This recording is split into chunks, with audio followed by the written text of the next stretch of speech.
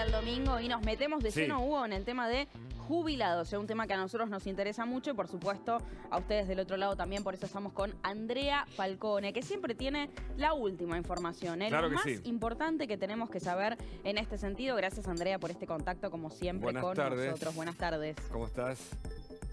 Hugo, Agustina, ¿cómo les va? Bueno, estábamos mirando lo que pasa con las jubilaciones, con un 100% de inflación proyectada para este año. ¿Cuál es el perjuicio que recibieron los jubilados? ¿Cuál es la parte de la mitad del vaso lleno, si es que hay?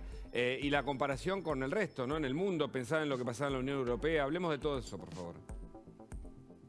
Mirá, los jubilados en Argentina están complicados igual que el resto, los asalariados también, porque los índices de inflación son muy altos y como los jubilados están atados, no tienen paritarias, pero tienen una ley de movilidad. En el caso del régimen general, con 4 aumentos en el año, marzo, junio, septiembre y diciembre. Y en el caso de los regímenes especiales, tienen 2 aumentos al año, en marzo y en septiembre. Cuando hay este tipo de espirales inflacionarias, quedan siempre detrás de la inflación, pero sobre todo en el caso del régimen general de ANSES, con atraso, porque este sería el 5º año consecutivo de pérdida. Claro. ¿Cuánto detrás? Perdóname, que quería ir a los datos. Mirá, los de la mínima tienen cerca de 1 punto, las jubilaciones más altas tienen más pérdida. ¿Por qué? Porque más allá que en su momento originalmente, cuando se implementó la suspensión de la ley de movilidad y después el primer aumento, el aumento que se dio fue más alto para las mínimas, tenemos la novedad a partir de este mes de este bono, que va a ser un bono, te diría, no de pago único extraordinario, sino casi permanente, que es para las jubilaciones más bajas. Claro. Entonces, claro, para las jubilaciones más altas se acentúa cada vez más la pérdida y hay que ver de cuánto va a ser el aumento de diciembre y qué va a pasar con este bono, que yo creo que vino para quedarse. Sé que nos has mandado muy gentilmente algunas placas con algo de información. Me gustaría compartirlas con vos y las repasamos juntos. A ver si las Dale. tenemos para que nos cuentes vos. Allí tenemos. Bueno, contanos vos. Esto tiene que ver con los docentes Dale, universitarios. Claro, porque veníamos reclamando el tema del aumento de los docentes. Es un régimen que se atrasó mucho en el anuncio de cuánto iba a ser el aumento. Fíjate que si bien el aumento es significativo, habían tenido un poco más de 8 puntos en marzo y tuvieron que esperar hasta septiembre para el siguiente aumento. Así que van a tener un aumento del 59% con una inflación que ya en este mes está casi 6 puntos arriba de eso. Claro. También tenemos otro régimen especial, estos son universitarios, tenemos los docentes nacionales, ¿no? Los que son maestros de grado, que están quedando también por debajo de la inflación, con un aumento total del 53,2%. Y el tercero, que es el otro régimen, que es Luz y Fuerza, que también es un régimen especial, van a tener un aumento del 21%, también quedan muy lejos de la inflación, anualmente 43%. O sea que todos perdieron por lo menos la mitad con respecto a la inflación de un 100% o muy cerca de eso en cuanto a los aumentos, ¿no? Comparado con los aumentos. Sí, y ¿sabes qué, Hugo? Tradicionalmente los regímenes especiales en este caso son diferenciales, estos son especiales, también están los diferenciales, uno los veía como algo que los beneficiaba y en este caso el tener una movilidad dividida en 2 veces al año con una inflación tan alta los deja muy, muy atrás, con lo cual de ser regímenes que uno quería acceder y quería tenerlos, bueno, ahora empieza a mirar el régimen general con 4 aumentos al año con un poco más de cariño.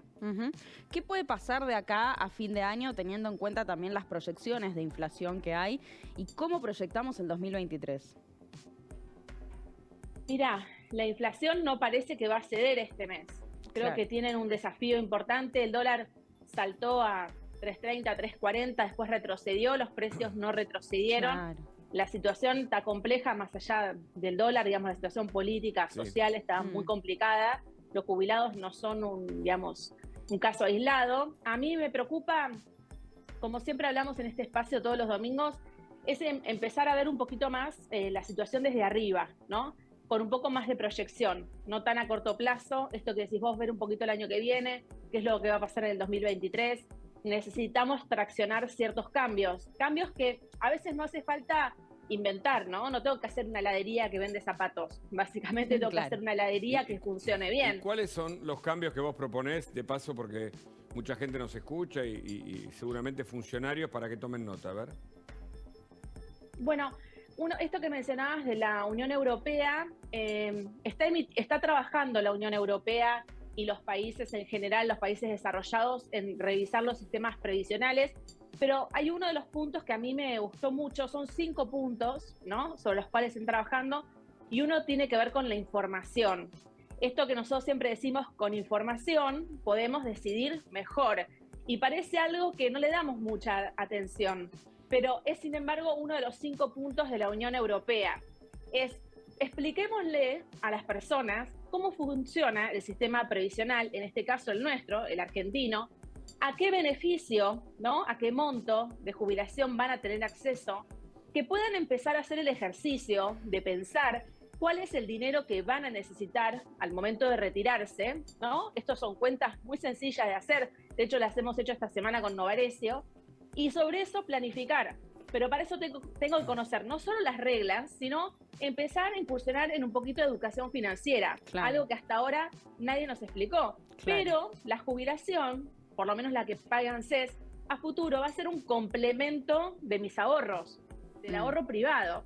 Entonces va a tomar cada vez más fuerza el ahorro privado y se va a ir disminuyendo la de la jubilación. Claro. Es decir, vos señalás que por cuenta propia o por fondos de inversión o por cualquiera de los sistemas que seguramente ahora nos vas a sugerir, inevitablemente de seguir así hay que tener un ahorro propio a través de cualquiera de estos mecanismos, porque el ANSES no da más y porque el sistema de reparto tal como lo conocimos no ayuda, porque de hecho no cubre ni siquiera la mitad de una canasta familiar básica, ¿no? Sí, mira, yo creo que es momento de empezar a pensar. Hasta ahora, siempre, esto yo que les cuento es una experiencia vital. Ujú. Yo no le estoy contando nada que no sea un camino que yo haya empezado a recorrer a los 40 años. Yo trabajo de esto hace más de 15 años, siempre defendí el sistema jubilatorio, pero ahora empiezo a ver esta realidad. Claro. Y yo me empiezo a preparar.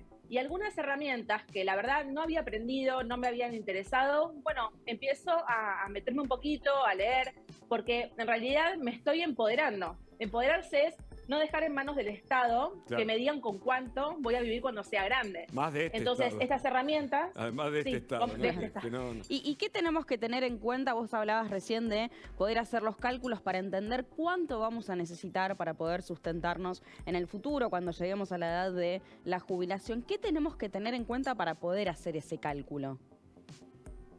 Mira, lo primero es hacer este aprendizaje, ¿no? Porque mucha gente, a veces el cambio los asusta y hay como una resistencia. Yo lo primero que les digo es el cambio ya ocurrió, Claro. ¿sí? Porque antes la jubilación representaba entre el 70 y el 80% de mi último salario, más o menos la cuenta daba eso. Hoy estamos entre un 40 y un 50%. Claro. O sea que los cambios, aunque los resistamos, están ocurriendo. Ahora, yo los cambios los veo como una oportunidad. Quizás tiene que ver con características mías personales que me hacen adaptarme más fácil, pero eso no significa que no sea un camino que el resto no pueda recorrer. Para el que tiene más de 50 años, todavía la jubilación, conociendo las reglas, va a tener un rol bastante significativo, ¿no? En el orden del 40 a 50% de los ingresos que esa persona necesita. Conociendo las reglas, porque a veces yo siempre digo, jubilarte mejor también depende de vos, porque conociendo las reglas podés jugar mejor y podés evitar errores, los famosos errores no forzados. Para el que tiene menos de 50 años, les diría a ustedes, en mi caso, ya la jubilación va a ser residual. Entonces, tengo que decir, bueno, ¿cuánto necesito? ¿Cuánto quisiera para tener yo una determinada Claro. nivel de vida? Cuando hicimos los cálculos con Luis, pusimos un monto en dólares y vos te das cuenta que, por ejemplo, ¿Qué monto? una ¿Qué persona monto? que arranca los... Hablemos de números. ¿Qué montos pusieron? Mira, hicimos el caso del rifle Varela, ¿no? Que lo pusimos igual con datos, solo tomamos su edad, 43 años, que cumplía ahora en estos días. Y dijimos, bueno, supongamos que el rifle quisiera vivir con $1.000 por mes cuando sea grande, ¿no? Entonces, en ese caso, pongamos cuánto él quisiera ahorrar. Suponiendo que él quiere ahorrar $200 por mes. Bueno, veíamos al final del camino que ese dinero no le iba a alcanzar. Que si él arranca a los 43 y quiere durante su retiro tener ingresos por $1.000 por mes, con una jubilación que va a tener de $150, necesita ahorrar 600. Ahora, cuando arrancan de edad temprana, por ejemplo, a los 25 años ponen $20 por mes. Fíjate cómo el arrancar antes, ¿no? Me ayuda a llegar mejor. Claro. El Es tema un es, cambio mira, de perspectiva Yo me enorme, pongo ¿no? a pensar en los problemas que tenés. ¿Dónde poner los $20 por mes? Bueno, por supuesto en una cuenta bancaria, se supone, todo declarado, etcétera. Pero quería hacerte otra pregunta. En las jubilaciones, ¿se suma, por ejemplo, las que uno pueda tener en una caja autónomos, más la que uno pueda tener como docente? Es decir, la relación de dependencia y la que uno hace como autónomo, ¿se suman a la hora de la jubilación? Sí, cuando a veces te dicen yo tengo caja de industria, todavía no te dicen caja de autónomos. Los La abogados me división de pongo a caja de pensar, por industria, ejemplo, ¿no? sí, bueno, los abogados en la Ciudad de Buenos Aires no tenemos una caja aparte, nosotros aportamos al ANSES. Por ejemplo, yo aporto también en la caja de San Isidro, ¿no? Y también aporto al ANSES. La caja de San Isidro sí tiene su caja propia para los abogados, tenés ingenieros, tenés médicos, hay muchas cajas de profesionales, además de cajas provinciales, municipales, cajas de bancos estatales, Banco Provincia. Es decir, y que algún vos banco del por el interior. ANSES vas a cobrar una jubilación, que es la que aportaste o te aportó una empresa por tenerte en relación de dependencia, por ejemplo, pero vas a cobrar una parte de una caja privada. ¿Está bien? Sí, si cumpliste los requisitos en ambas cajas. Sí, claro. ¿No? El profesional que aportó en ANSES simultáneamente en la caja, supongamos, de abogados de San Isidro, bueno, en esa oportunidad, si cumple los requisitos en ambas cajas, va a tener 2 beneficios. Claro. Ahora, si no fue el caso, porque no llega, los puede unir, ¿sí? Son cajas que participan en forma conjunta en la liquidación de un beneficio. Claro. Siempre tengamos presente la regla de oro, que ustedes van a decir, es obvio, les puedo asegurar que no, cuantos más aportes es mejor. Y se los digo porque me ha pasado de presenciar en ANSES un caso de una persona que le decían, bueno, ya llegaste a los 30, igual no te preocupes, guarda los papeles. No, cuantos más años pruebo, mejor es mi jubilación. Claro. Entonces, cada año aportes me va a dar 1,5% más del promedio. Imagínense si no es importante. Totalmente. ¿Y qué herramientas, vos acá ya empezás a dar algunas pistas, ¿no? Pero como para enumerar, para ir bien a lo concreto, ¿qué herramientas también financieras podemos tener a nuestro alcance, a nuestras manos, para poder empezar a pensar en una jubilación casi propia, ¿no? Que podamos justamente conjugar con lo que vos decías, que podamos llegar a recibir como jubilación oficial, digamos? Mira, cuando hablemos siempre de esto, alguien del otro lado va a decir, ¿y cómo voy a hacer para ahorrar en este momento si Claro. justo ahora no me sobra un peso? Yo eso lo tengo claro. Lo que digo es, tenemos que evaluarlo, porque Claro. los ahorros para el retiro se hacen mientras estoy generando riqueza. Entonces, hay que trabajar sobre este concepto de planificación. Por lo menos, si no llegamos a ahorrar nada, sabemos muy bien cuál va a ser nuestro retiro. Correcto. Y no como hasta ahora que parece que llega una lotería. Después, depende de cada tipo de inversor. Yo les digo, hasta los 40 años no sabía nada de inversiones. Y me puse a leí un libro que me resultó muy didáctico, que es El inversor inteligente. Ahí entendí que hay perfiles también. Hay gente que dice, no, yo esto no entiendo mucho, así que lo voy a poner en manos de, por ejemplo, un ahorro de un seguro de retiro. Hay otros que dicen, no, yo me animo a invertir algo, entonces hablan con el oficial de cuentas e invierten un poquito. Lo importante es empezar a entender que está en mi poder, Claro. no en el otro, Y esta- en el Estado. Y por eso te entrevistamos, Andrea, y lo vamos a seguir haciendo porque hay mucha gente que nos escucha, que le interesa, tanto joven como mayor, saber qué hacer en el presente y pensando hacia adelante, por supuesto. Muchas gracias, como Gracias. siempre.